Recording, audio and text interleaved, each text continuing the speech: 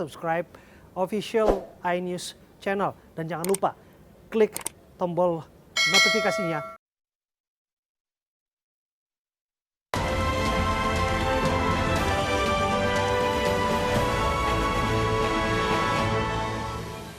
Pemirsa, Menteri Perhubungan Budi Karya Sumadi memutuskan tidak melarang masyarakat mudik Lebaran 2021 meski pandemi COVID-19 belum mereda.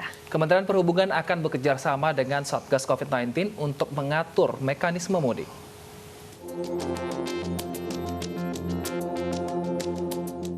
Menteri Perhubungan Budi Karya Sumadi memastikan tidak melarang aktivitas mudik pada Lebaran kali ini. Meski demikian, keputusan boleh tidaknya mudik 2021 berada di bawah kewenangan Kemenko PMK dan gugus tugas COVID-19. Aktivitas mudik juga akan diatur dengan mekanisme pengetatan protokol kesehatan dan tracing COVID-19 pada transportasi massal untuk mengantisipasi terjadinya lonjakan penumpang. Kami menyatakan bahwa boleh atau tidaknya dilakukan mudik tentunya adalah kewenangan bersama antara beberapa KL. Pertama, Kementerian PMK, gugus tugas, Kementerian Kesehatan, dan pihak-pihak yang lain. Oleh karenanya, boleh tidaknya dilakukan mudik tentu akan diputuskan dalam kolaborasi bersama di bawah pimpinan Kementerian PMK dan gugus tugas. Upaya menetapkan boleh atau tidaknya akan kita bahas dalam gugus tugas. Selain penerapan protokol kesehatan, posko-posko Lebaran juga akan disiapkan di tempat strategis selama mudik Lebaran. Tim Liputan iNews melaporkan.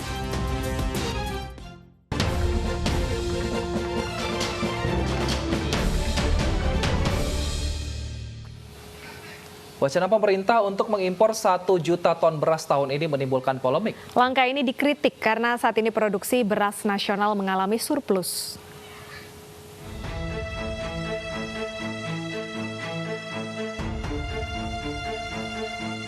Wacana pemerintah untuk mengimpor 1 juta ton beras di tahun ini menuai polemik.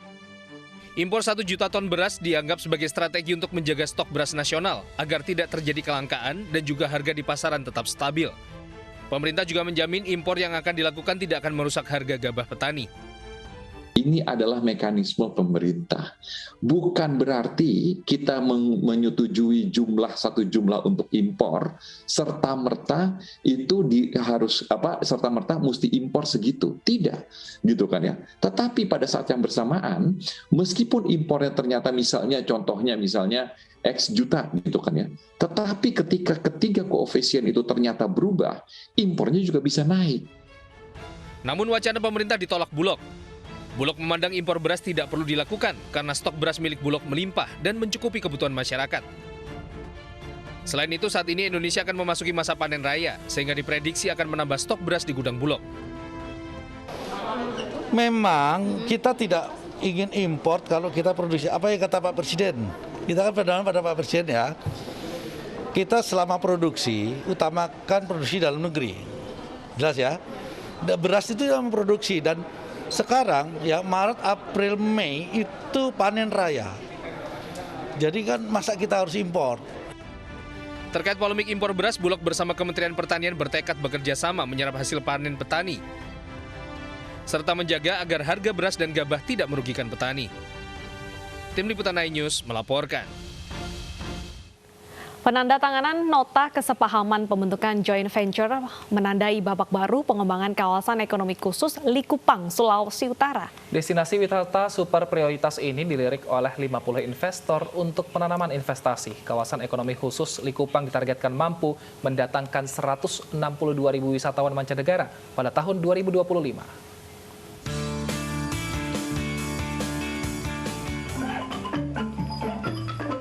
Merdunya alunan musik kolintang khas Minahasa ini menyambut kedatangan Menparekraf Sandiaga Salahuddin Uno di kawasan ekonomi khusus Likupang. Kemenparekraf fokus mengembangkan salah satu destinasi wisata prioritas di Sulawesi Utara ini. Saat ini lebih dari 50 investor yang berkomitmen menjajaki penanaman investasi di kawasan ekonomi khusus Likupang yang memiliki luas 197,4 hektar. Komitmen para investor ini langsung dituangkan dalam penandatanganan nota kesepahaman pembentukan joint venture antara PT Minahasa Permai Resort Development dan Indonesia Tourism Development Corporation. Selain menghadiri penandatanganan nota kesepahaman, Menparekraf juga meresmikan pembukaan kantor kawasan ekonomi khusus Likupang. Kita harapkan bahwa kerjasama ini paling tidak ke depan menarik antara 1 sampai 2 miliar dolar. 2,4 miliar dolar targetnya di tahun 2030.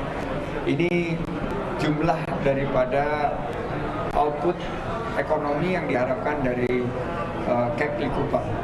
Sehingga harapan kita untuk menciptakan lebih dari 5.000 lapangan pekerjaan di 5 tahun pertama ini bisa terwujud. Pengembangan kawasan ekonomi khusus Likupang diprediksi akan meningkatkan kunjungan wisatawan mancanegara ke Sulawesi Utara sebesar 162.000 wisatawan mancanegara pada tahun 2025.